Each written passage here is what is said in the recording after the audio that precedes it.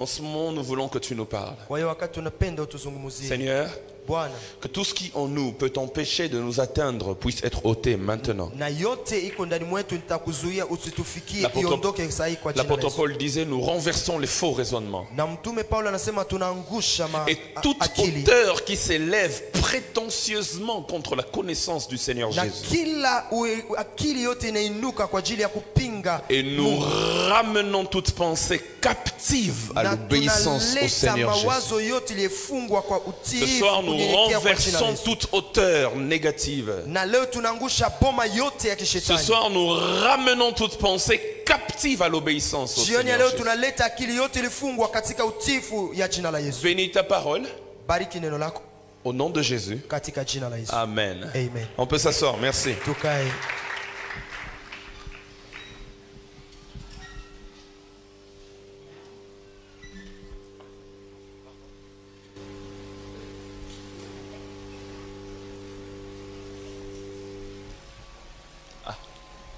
Il nous a entendu.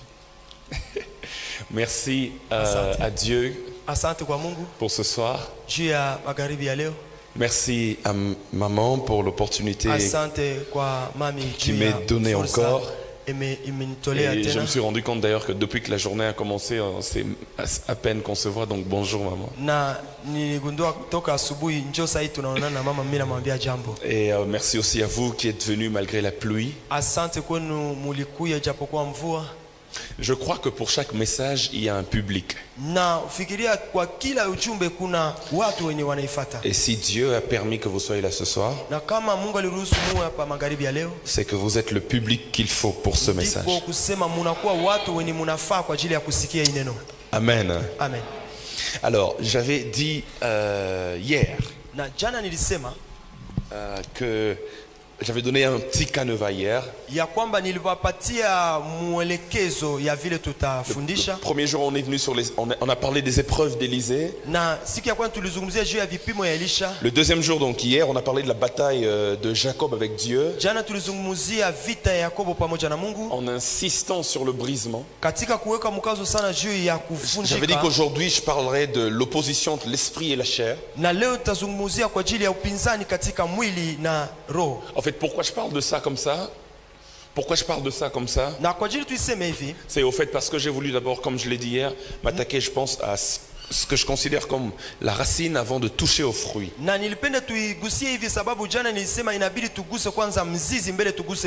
Demain, nous allons toucher au fruit. Nous allons parler de l'orgueil. Nous allons insister sur l'orgueil. Nous allons isoler l'orgueil demain. Nous allons faire une autopsie de l'orgueil. Et après-demain, nous allons parler du modèle de Christ. J'imagine par opposition au diable qui est un modèle à ne pas suivre. Je vais commencer par nous dicter les passages de ce soir parce qu'il y en aura beaucoup. Ézéchiel chapitre 18 verset 31. Ézéchiel chapitre 18 verset 31. Ézéchiel chapitre 36 verset 26. Ézéchiel 36, 26. Ézéchiel chapitre 2, verset 1 à 2. Ézéchiel 2, 1 à 2. Philippiens 2, 13. Galates 5, 17. Galates 5, 17. Romains chapitre 7 verset 1 à 25 plus Romains 8, 1. En d'autres termes, Romains 7 tout le chapitre. Et puis, Romains 8 premier verset seulement.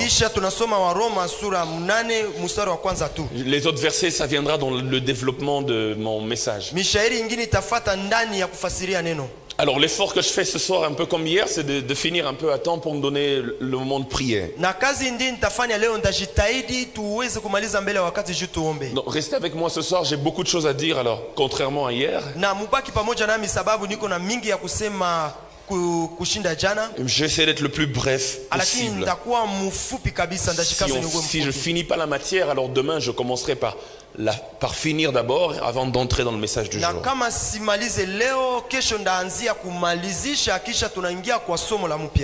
Ézéchiel chapitre 18 verset 31, la Bible déclare: rejetez loin de vous toutes les transgressions par lesquelles vous avez péché. Faites-vous un cœur nouveau et un esprit nouveau. Pourquoi mourriez-vous, maison d'Israël? Tu n'es pas obligé de traduire. Tu vas traduire quand je vais commencer à prêcher. Okay? Sinon on va perdre le temps. Ézéchiel chapitre 36 verset 26. Ézéchiel 36 26. Je vous donnerai un cœur nouveau et je mettrai en vous un esprit nouveau. J'ôterai de votre corps le cœur de pierre et je vous donnerai un cœur de chair. Ézéchiel chapitre 2 versets 1 à 2. Il me dit: fils de l'homme, tiens-toi sur tes pieds, je te parlerai. Dès qu'il m'eut adressé ces mots, l'esprit entra en moi et me fit tenir sur mes pieds, et j'entendis celui qui me parlait. Philippiens 2:13.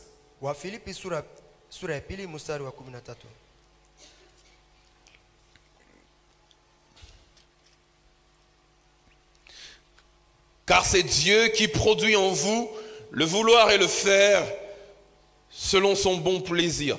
Galates chapitre 5 verset 17.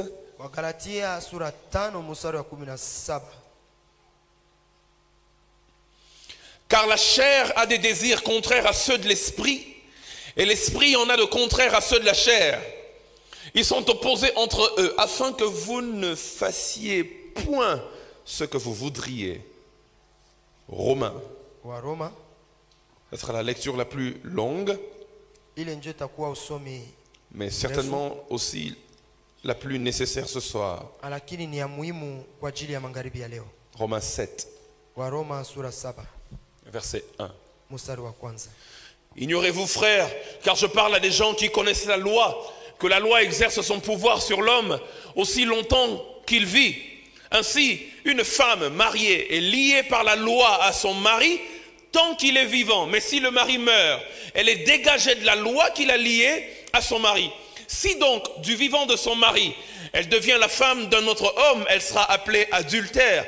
Mais si le mari meurt, elle est affranchie de la loi, de sorte qu'elle n'est point adultère en devenant la femme d'un autre. De même, mes frères, vous aussi vous avez été par le corps de Christ mis à mort en ce qui concerne la loi, pour que vous apparteniez à un autre, à celui qui est ressuscité des morts, afin que nous portions des fruits pour Dieu. Car lorsque nous étions dans la chair, les passions des péchés provoqués par la loi agissaient dans nos membres, de sorte que nous portions des fruits pour la mort. Mais maintenant nous avons été dégagés de la loi, étant morts à cette loi sous laquelle nous étions retenus, de sorte que nous servons dans un esprit nouveau et non selon la lettre qui a vieilli. Que dirons-nous donc? La loi est-elle péché? Loin de là. Mais je n'ai connu le péché que par la loi, car je n'aurais pas connu la convoitise si la loi n'eût dit: tu ne convoiteras point. Et le péché, saisissant l'occasion, produisit en moi par le commandement toutes sortes de convoitises, car sans la loi, le péché est mort. Pour moi, étant autrefois sans loi, je vivais. Mais quand le commandement vint, le péché reprit vie, et moi, je mourus. Ainsi, le commandement qui conduit à la vie se trouva pour moi conduire à la mort, car le péché, saisissant l'occasion, me séduisit par le commandement, et par lui me fit mourir. La loi donc est sainte, et le commandement est saint, juste et bon. Ce qui est bon a-t-il donc été pour moi une cause de mort? Loin de là, mais c'est le péché, afin qu'il se manifestât comme péché en me donnant la mort par ce qui est bon, et que par le commandement, il devint condamnable au plus haut point. Nous savons en effet que la loi est spirituelle, mais moi je suis charnel, vendu au péché, car je ne sais pas ce que je fais. Je ne fais point ce que je veux et je fais ce que je hais. Or, si je fais ce que je ne veux pas, je reconnais par là que la loi est bonne. Et maintenant, ce n'est plus moi qui le fais, mais c'est le péché qui habite en moi. Ce qui est bon, je le sais, n'habite pas en moi, c'est-à-dire dans ma chair. J'ai la volonté, mais non le pouvoir de faire le bien. Car je ne fais pas le bien que je veux et je fais le mal que je ne veux pas. Et si je fais ce que je ne veux pas, ce n'est plus moi qui le fais, c'est le péché qui habite en moi. Je trouve donc en moi cette loi. Quand je veux faire le bien, le mal est attaché à moi. Car je prends plaisir à la loi de Dieu selon l'homme intérieur.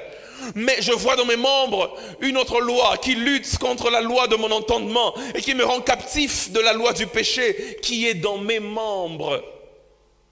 Misérable que je suis, qui me délivrera du corps de cette mort? Grâce soit rendue à Dieu par Jésus-Christ notre Seigneur. Ainsi donc moi-même, je suis par l'entendement esclave de la loi de Dieu et je suis par la chair esclave de la loi du péché. Il n'y a donc maintenant aucune condamnation pour ceux qui sont en Jésus-Christ. En effet, la loi de l'esprit de vie en Jésus-Christ m'a affranchi de la loi du péché et de la mort. Est-ce qu'on peut acclamer la parole de Dieu?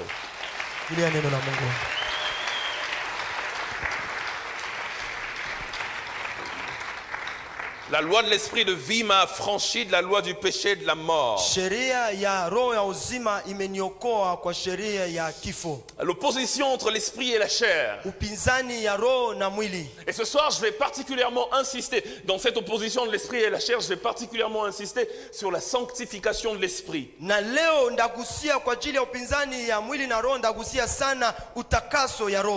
Frères et sœurs, les textes que nous avons lus sont des textes importants. Et je suis sûr que nous les connaissons. Parce que ça nous montre des réalités spirituelles importantes. L'apôtre Paul ici, dans Romains chapitre 7, il est en train de parler non pas comme un païen. Il parle comme un croyant.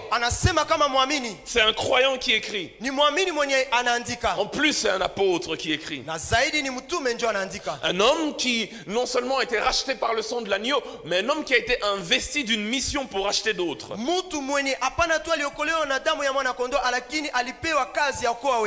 Il fait un constat triste. Il dit le bien que je veux faire, c'est pas ça que je fais. Le mal que je veux pas faire, c'est ça que je fais. Il dit je trouve que dans mon être intérieur est soumis à la loi de l'esprit.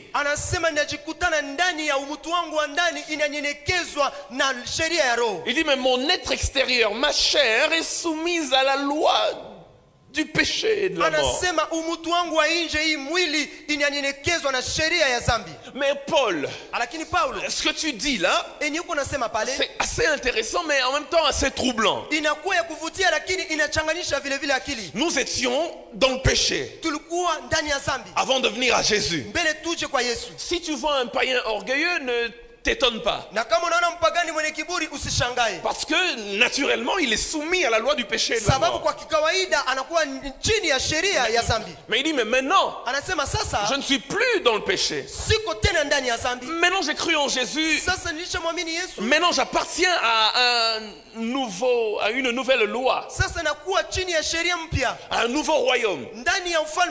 Mais il dit bizarrement, les réalités de mon paganisme, les réalités de mon ancienne vie me rattrape jusqu'aujourd'hui. Il dit quand j'étais païen, j'étais un fornicateur. Je prenais les femmes des autres. Je pouvais coucher avec toutes les filles que je vois. Pour un païen, c'est normal. Mais maintenant je suis chrétien. Bizarrement, les réalités là du paganisme, il dit ça me rattrape jusqu'aujourd'hui. Il dit quand j'étais païen, je pouvais mentir et voler. C'est normal. Le païen, il réfléchit différemment.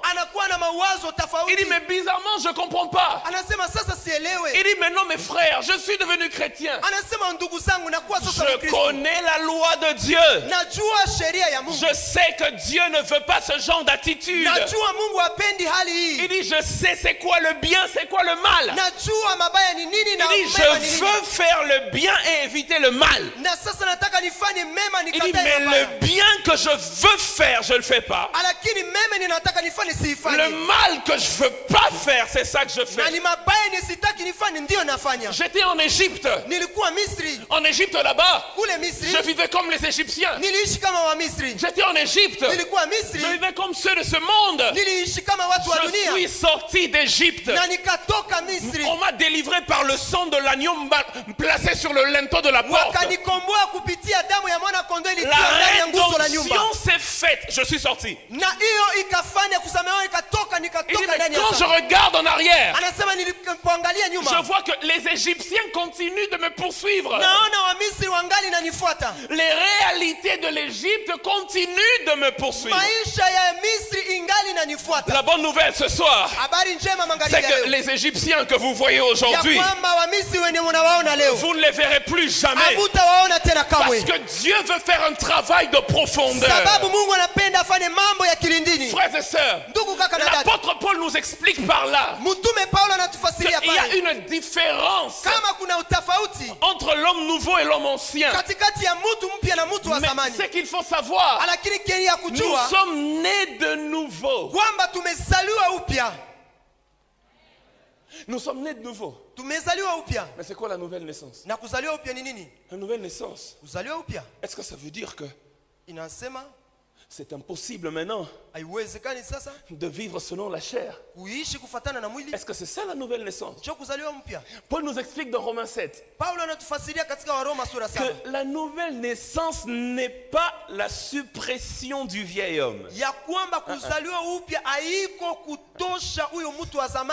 Mais la nouvelle naissance, c'est la cohabitation dans notre être entre l'homme ancien et l'homme nouveau. Il faut comprendre ça. Lorsque tu étais dans le péché, tu vivais selon le péché, selon le monde. Le Saint-Esprit n'habitait pas en toi quand tu étais païen. Le Saint-Esprit ne demeure pas dans un païen, impossible. Il dit, mais maintenant que je suis venu en Christ, l'Esprit de vérité habite en moi. Il dit, mais est-ce que ça veut dire que la chair est effacée et qu'il est impossible maintenant que je suis chrétien de pécher? Ce n'est pas impossible. Tu peux être chrétien mais être un bon impudique, un bon orgueilleux. Parce que la nouvelle naissance ne veut pas dire que le vieil homme est mort. La nouvelle naissance maintenant c'est quoi?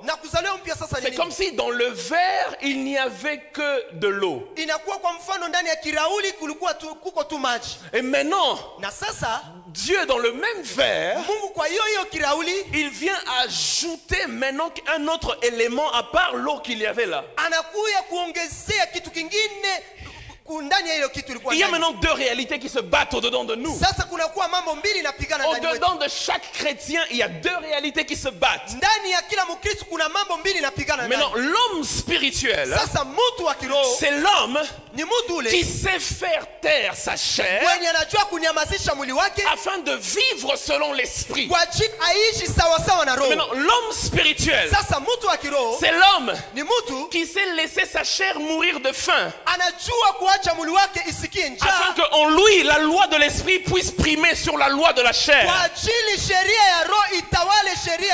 Frères et sœurs, les réalités qu'on verra dans ta vie, ta manière de marcher, les choses que tu fais, ce n'est pas parce que tu parles en langue que le péché a peur de toi, mais c'est dans ton obéissance à l'esprit de Dieu que tu arriveras à vaincre le péché et la mort. Les deux réalités habitent en moi. Les deux réalités maintenant vivent en moi. Je peux être là, obéissant à l'Esprit de Dieu. Je vois un pauvre. L'Esprit de Dieu me remplit de compassion. Je fais ce que Jésus aurait pu faire. Je viens en aide à mon prochain. Mais en même temps, je rentre à la maison. Je vois ma femme. Elle m'énerve. Et je la tabasse comme pas possible. Mais pasteur, comment est-ce possible? Pasteur, la douceur, pasteur. La chair s'est exprimée. C'est de notre responsabilité. Maintenant l'apôtre Paul explique, il dit, avant d'aller plus loin, frères et sœurs, il vous faut savoir ceci. L'homme est tripartite. Il y a l'esprit, et il y a l'âme, il y a le corps. Le salut que Jésus nous a donné se conjugue de trois façons. L'esprit, une fois que nous avons reçu Christ, a déjà été sauvé. Bon. On dit nous sommes sauvés. Oui, nous sommes vraiment sauvés. C'est-à-dire notre esprit est déjà sauvé. Maintenant, l'âme, c'est là maintenant qu'il y a la lutte entre le bien et le mal. Dans ton âme, le siège de ta volonté, le siège de tes émotions. C'est là qu'il y a le combat. Et puis maintenant, l'âme est en train d'être sauvé. Mais le corps n'a rien à voir avec le salut. Il n'est pas encore sauvé. Il sera sauvé le jour où Jésus viendra prendre ses élus et que le corps mortel va se changer en corps de gloire. Nous serons transformés en un clin d'œil.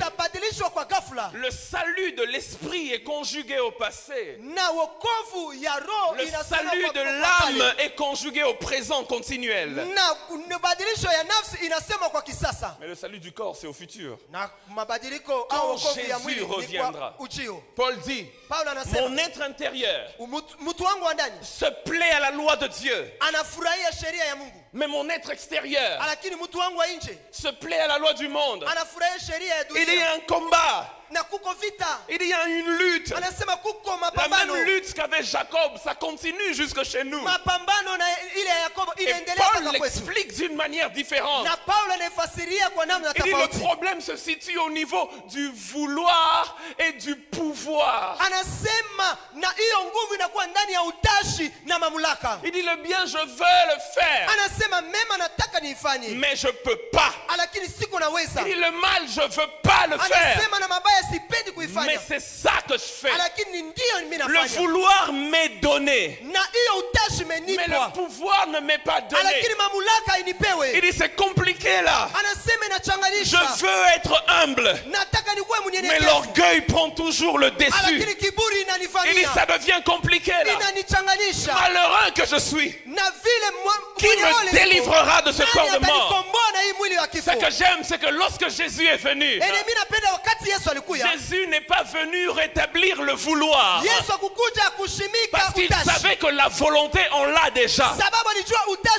On veut être bien, on veut faire les choses bien, mais Jésus est venu rétablir le pouvoir. C'est pourquoi il est écrit à ceux qui ont cru en son nom, il leur a donné non pas le vouloir, mais le pouvoir de devenir enfant de Dieu. Quand je suis en Jésus, Philippiens chapitre 2 verset 13 nous dit c'est Dieu qui crée en nous le vouloir et le faire. Dieu nous donne la volonté de faire, mais il nous donne aussi la capacité de faire. Et cette capacité de faire vient d'où? Cette capacité de faire vient de l'Esprit de Dieu. Mais avant d'aller plus loin là-dedans, l'apôtre Paul illustre cela. Il prend une image de l'époque romaine. Il prend une punition qu'on donnait aux meurtriers de l'époque.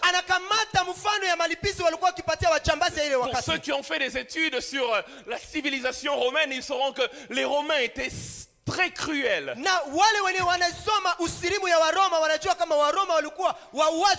D'abord, imaginez-vous des gens qui, pour tuer quelqu'un, ils doivent le mettre sur une croix attachée par des clous. C'est très cruel. Maintenant, Paul, pour illustrer la lutte qu'il y a entre l'esprit et la chair, entre l'homme nouveau et le vieil homme, Paul donne une image forte. Ce soir, si tu oublies tout, n'oublie pas ce que je vais dire maintenant. Il dit, malheureux que je suis, qui me délivrera de ce corps de mort? Malheureux que je suis, qui me délivrera du corps de cette mort? Il dit, il y a ce corps de mort là. L'image c'est laquelle? Lorsqu'un homme tuait un Romain, que ce soit une autre nationalité qui tue un Romain, ou que ce soit un Romain qui tue un autre Romain, il y avait 3 punitions possibles. Soit on te tue toi aussi, tu as tué ton frère et on te tue toi aussi. Match nul. Soit on peut te mettre en prison à vie. Mais ça va encore. Si on m'a tué, vous me tuez, ok. Si on a tué, si moi j'ai tué, et que vous me mettez en prison à vie, c'est difficile, c'est vrai, mais ça va encore. Mais ils avaient une punition beaucoup plus cruelle. C'était une punition qui conduisait à la mort, c'est vrai. Mais une mort lente, une mort difficile, une mort pénible.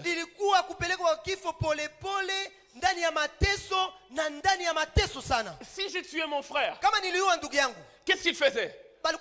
Ils prennent le corps, le cadavre de mon frère. Ils prennent le cadavre et moi, le meurtrier. Ils m'emmènent dans un désert très loin. Ils m'attachent au cadavre que j'ai tué. Et ils m'abandonnent là-bas. Avec aucune possibilité de rentrer dans la ville. La faim vient. La soif vient. Et en plus, je me promène avec le corps que j'ai eu à tuer.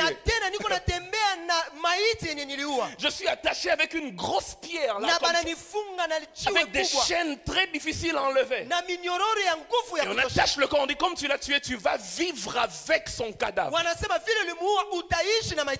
Et puis le corps commence à pourrir. Premier jour, deuxième jour, troisième jour, une semaine, 2 semaines, 1 mois. Et puis regarde, ça sent mauvais. Il y a une mauvaise odeur. Tu regardes, ça te rappelle des traumatismes. Et puis malheureux que je suis, qui me délivrera de ce corps de mort? Maintenant Paul explique pour dire, le vieil homme est comme le cadavre attaché au nouvel homme. Et maintenant, la lutte que nous avons tous les jours, c'est qu'il faut que nous soyons délivrés de ce vieil homme. Parce que le vieil homme, il ne sent pas bon. Il commence à pourrir. L'orgueil ne sent pas bon. L'impudicité, c'est pas bon. Et le mensonge, le vol, ces choses ne sont pas bon. Maintenant il dit, mais comment est-ce que je peux être délivré de ce corps de mort?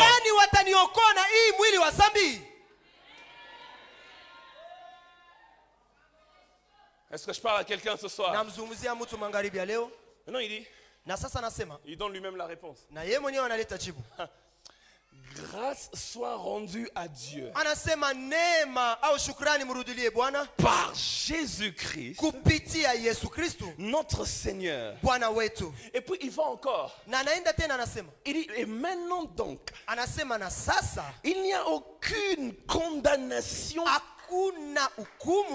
pour ceux qui sont en Jésus-Christ. Il dit pourquoi? Il dit car la loi de l'esprit de vie en Jésus-Christ m'a racheté, m'a libéré, m'a affranchi de la loi du péché et de la mort. Ok.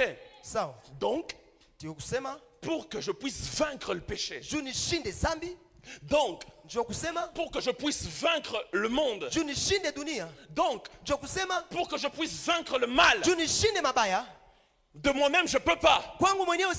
J'ai besoin du secours d'une main extérieure. Parce que n'oubliez pas, moi j'ai le vouloir, mais je n'ai pas le pouvoir. Mais par contre, il y a l'Esprit de Dieu. Lorsqu'il vient en moi, il pose en moi la loi de l'Esprit de Dieu, la loi de l'Esprit de vie. Et donc, j'ai besoin d'un secours extérieur. C'est pourquoi Paul pouvait dire dans 2 Corinthiens 3:5, c'est pas que de nous-mêmes nous soyons capables d'accomplir une telle tâche. Et il ajoute, il dit, mais notre capacité vient de Dieu. Donc dans cette lutte, Dieu devient mon partenaire. Dieu devient la personne auprès de qui je peux me réfugier pour gagner. Je me suis rendu compte dans la vie, frères et sœurs, que la victoire dans le combat n'est pas seulement question de stratégie. La victoire dans le combat est aussi question d'alliance et de coalition. C'est pourquoi vous pouvez voir un petit David tuer un grand Goliath. Pas parce qu'il est plus fort que Goliath, mais parce que derrière le petit David, il y a l'Éternel des armées d'Israël. C'est pourquoi vous pouvez voir un petit pays faire la guerre à un grand pays. Et vous vous demandez, mais comment ils peuvent nous faire la guerre? Mais c'est parce que derrière le petit pays, il y a des grandes alliances avec des grands pays. Laissez-moi vous dire, les stratégies c'est bien dans le combat, mais le plus important ce sont les alliances. Quelle alliance as-tu? C'est pourquoi Dieu est dans la guerre contre le péché. Il ne vient pas seulement nous donner des stratégies pour vaincre le péché, mais Dieu dit, je serai ton premier partenaire. Moi-même je vais t'aider dans le combat. Et maintenant pour t'aider dans le combat, il te donne la chose qu'il a de plus précieux, le Saint-Esprit, qui vient habiter en toi. En fait, le royaume des cieux est délocalisé pour habiter au-dedans de toi. Jésus dit, celui qui croit en moi, mon Père et moi, nous viendrons habiter au-dedans de lui. L'alliance avec Dieu, c'est la première clé et la seule clé qui peut nous aider dans ce combat. C'est pourquoi dans Ézéchiel 18, ce qu'on a lu tout à l'heure, Dieu dit au peuple, il dit changez vos cœurs.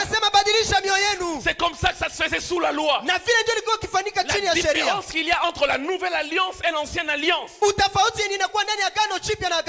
que dans l'ancienne alliance, on leur a donné beaucoup de lois,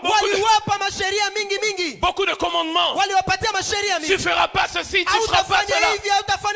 Mais dans la nouvelle alliance, non seulement la loi reste sainte, mais nous avons l'esprit de la loi. C'est ça la grande différence. Dans Ézéchiel 18, Dieu dit au peuple, changez vos cœurs, enlevez le cœur de pierre, prenez le cœur de chair. Dieu leur donne la responsabilité de changer. Mais Seigneur, comment un homme peut-il changer de lui-même? Alors Dieu corrige cela. Dans Ézéchiel 36, 26, il donne le même commandement. Mais il dit cette fois-ci, c'est moi qui vais vous aider. Dans Ézéchiel 18, il a dit changez vos cœurs. Mais dans Ézéchiel 36, il dit moi Dieu, je vous donnerai un cœur nouveau. Moi Dieu, j'ôterai le cœur de pierre. La responsabilité n'est pas seulement de votre côté. Il dit mais cette fois-ci moi Dieu, je deviens votre partenaire. Ézéchiel chapitre 2 verset 1 à 2. La Bible dit une chose que j'aime le plus. À chaque fois que je veux expliquer les faveurs et la grâce qu'on a dans la nouvelle alliance, j'utilise Ézéchiel 2, 1 à 2. Il me dit, fils de l'homme, tiens-toi sur tes pieds et je te parlerai. Il me donne un ordre, il me donne un commandement. Mais le verset 2 dit, dès qu'il eut dit cela, l'esprit entra en moi et me fit tenir sur mes pieds. Je ne l'ai pas fait de moi-même. Ce n'est pas de moi-même que j'ai la capacité d'obéir à Dieu. Mais derrière chaque parole, il y a un souffle. Quand un homme parle, il n'y a pas que la parole qui sort de sa bouche. Il y a aussi le souffle qui accompagne la parole. Lorsque la parole, je l'ai entendue, alors le souffle, l'esprit, est entré en moi pour me faire obéir à la parole que j'ai entendue. L'esprit entra en moi. L'esprit entra en moi. L'esprit entra en moi. Ah, ce soir, l'esprit va entrer en quelqu'un. Ce péché que tu n'arrives pas à abandonner, ce soir, l'esprit va entrer en quelqu'un. Cette chose que tu n'arrives pas à laisser. Seigneur Saint-Esprit, entre en moi.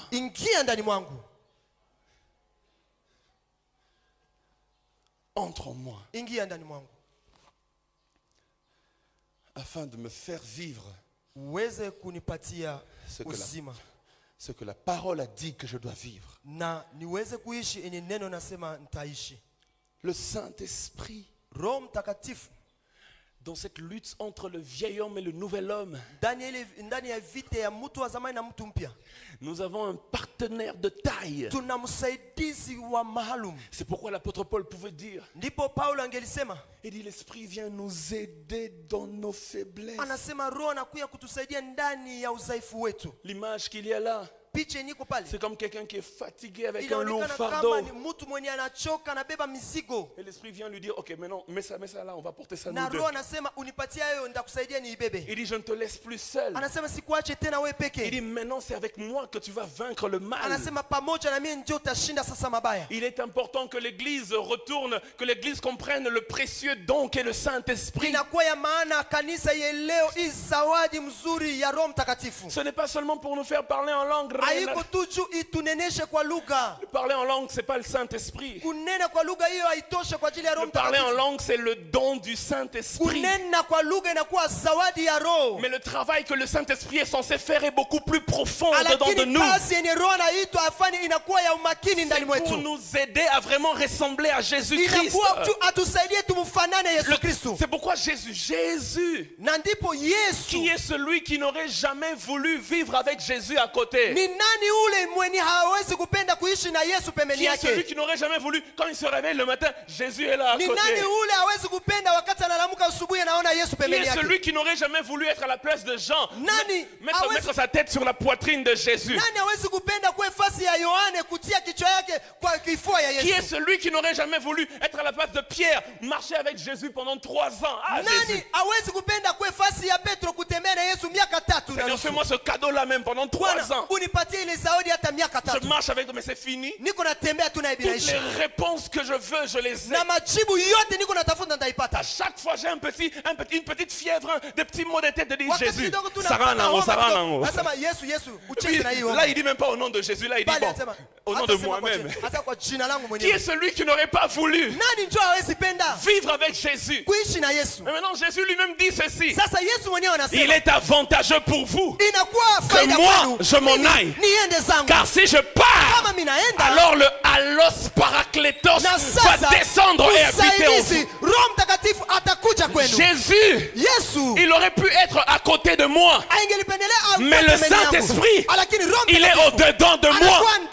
Et c'est lui qui m'aide à obéir à la loi de Christ. Le Saint-Esprit. Oh, dis avec moi le Saint-Esprit. Non, dis-le encore bien, le Saint-Esprit. Non, dis-le très fort, le Saint-Esprit. Le Saint-Esprit. Ah, je t'aime, Seigneur Saint-Esprit. Car c'est sans lui, on ne peut pas. Sans lui, on ne peut pas. Maintenant, écoutez ce que la Bible dit du Saint-Esprit. Écoutez, il y a 2 choses qu'il faut savoir sur le Saint-Esprit. Bon, il y en a plusieurs, mais 2 principales. La première, c'est qu'il est esprit. La deuxième, c'est qu'il est saint. Saint, esprit. Donc, si j'ai le Saint-Esprit, c'est absurde que je ne vive pas une vie de sainteté. Donc, si j'ai le Saint, beaucoup ont reçu l'Esprit, mais pas le côté saint là. Ils n'ont pas reçu. Mais si j'ai le Saint-Esprit, alors je vis une vie sainte. Parce que c'est le Saint-Esprit qui vient aider. J'essaie de conclure en 5-10 minutes. Alors, on va sauter et arriver au plus important. Jésus, il dit, celui qui croit en moi, des fleuves d'eau vive couleront de son sein. Et Jean, dans Jean chapitre 7 verset 37 à 38, dit que quand il disait cela, il parlait de l'esprit que les croyants devaient recevoir. Car l'esprit n'était pas encore répandu. Pourquoi? Parce que Jésus n'était pas encore glorifié. Le Saint-Esprit est symbolisé par les eaux. Les eaux ont comme rôle. D'ailleurs, parmi les symboles du Saint-Esprit, les 5 grands symboles du Saint-Esprit, je vais citer ça comme ça de la tête. Dans la Bible, il est symbolisé par la colombe, n'est-ce pas? Dans la Bible, il est symbolisé par l'huile, n'est-ce pas? Dans la Bible, il est symbolisé par l'eau. Dans la Bible, comme dans Jean 7, dans la Bible, il est symbolisé aussi par le feu. Il y a un 5e grand symbole que de mémoire j'ai oublié, c'est pas grave. Mais parmi les symboles du Saint-Esprit, il y a 2 qui travaillent ou qui comprennent l'idée de la purification. L'eau purifie, le feu purifie. Maintenant le Saint-Esprit, comment il nous fait vivre la vie de purification? Il y a 4 stades. 4 stages. 4 étapes. Je vais le donner rapidement et puis on va prier. Premièrement, le Saint-Esprit, il convainc le monde. Il convainc le monde. Ok, Merci. Premièrement, il convainc le monde. Le premier rôle du Saint-Esprit pour te faire vivre une vie sanctifiée qui plaît à Dieu, c'est d'abord dans la conviction du péché. Quand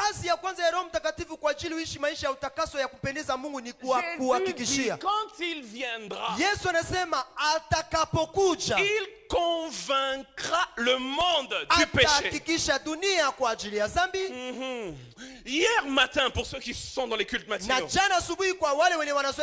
a lu le passage où Jésus a dit: nul ne peut venir à moi si le Père ne l'a pas attiré vers moi. Il dit: nul ne peut venir à moi si le Père ne l'a pas attiré. Mais quelle est la force d'attraction qui attire le pécheur vers Christ? C'est la conviction du péché du Saint-Esprit. Le Saint-Esprit commence par nous convaincre qu'on est pécheur. Tu iras en enfer. Et puis tu te reconnais, vraiment. Un jour, tu t'es réveillé comme ça. Tu es venu à l'église. Maman a prêché ici. Ce jour-là, tu as donné ta vie à Jésus. Pourquoi tu as fait ça? Pourquoi tu as donné ta vie à Jésus? La conviction là au-dedans, c'est le Saint-Esprit qui t'a parlé pour dire: tu vis une vie de péché. Tu as besoin d'un sauveur. Il n'y a pas de sanctification. Il n'y a pas de vie sainte s'il n'y a pas cette première étape. Le travail du Saint-Esprit n'est pas seulement dans l'église. Ne bloquons pas le Saint-Esprit dans l'église. Le Saint-Esprit est trop grand pour être contenu seulement dans l'église. Le Saint-Esprit, il sort dans la rue. Il va là où toi tu ne vas pas. Il entre dans les boîtes de nuit pour dire à quelqu'un là-bas dedans: arrête cette vie et viens à Jésus. Il convainc le monde. C'est-à-dire avant même qu'on soit chrétien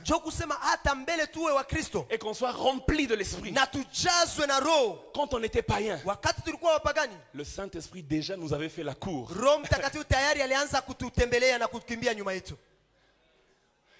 C'est vraiment l'image, il nous fait la cour. On est païen, on n'aime pas ce Jésus-là. Vous savez, dans les quartiers, généralement, les grands du quartier, quand une belle fille passe,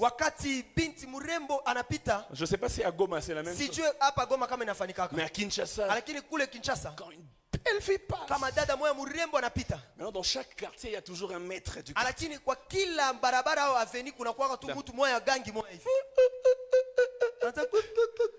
Oui, quel âme. C'est comment, entre parenthèses, on raconte l'histoire d'un prêtre.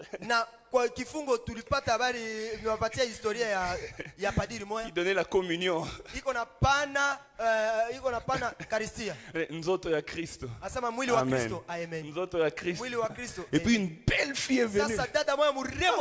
Christ. Oh, nous autres.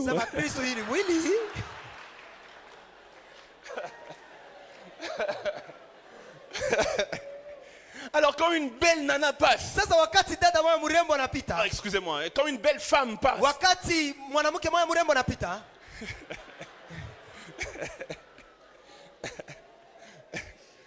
les grands maîtres du quartier, il a toujours ces petits là. Pire petit. Maintenant il t'appelle dit l'autre. Bengela ngafia. Nitie ole dada. Yebisa maître wa Luka. Msimwambie kama chef kwa mmoja. Maître en pour ça. Ah, maître azana posono. Mais maître va seul, non? Ça maître uende wewe peke petit. Ça petit. Va lui dire. Uende mwambie que maître kama bwana. Ils ont toujours des noms bizarres. Banakuwa na majina moya inachanganyisha. Maître Yang 600 pour ça. Asema oh Alléluia. Amen. C'est un peu ça. Jésus était là assis sur le trône. Il a fait tout le travail. Et puis après, il nous voit passer là comme ça là seulement. Il dit, mais c'est pour lui que je suis mort. Et puis le Saint-Esprit vient dire, je vais m'occuper de ça. Il vient de faire la cour à la place du maître. Il dit, vrai chéri. Il dit, vrai Joe. Maître à l'imposant. Et c'est comme ça que l'Esprit nous a fait la cour. Et on est venu à Jésus. Alléluia. Il convainc le monde du péché. Le premier stade de la sanctification, c'est celui-là. Lorsque la plupart d'entre nous parlent de la sanctification, on se limite aux œuvres. Tika masumu. Tika impudicité. Tika ceci, tika cela. Mais ça, ce n'est que le troisième stade. Il faut commencer au premier. C'est d'abord la conviction du Saint-Esprit. Parce que si l'Esprit ne me convainc pas que ce que je fais est mal,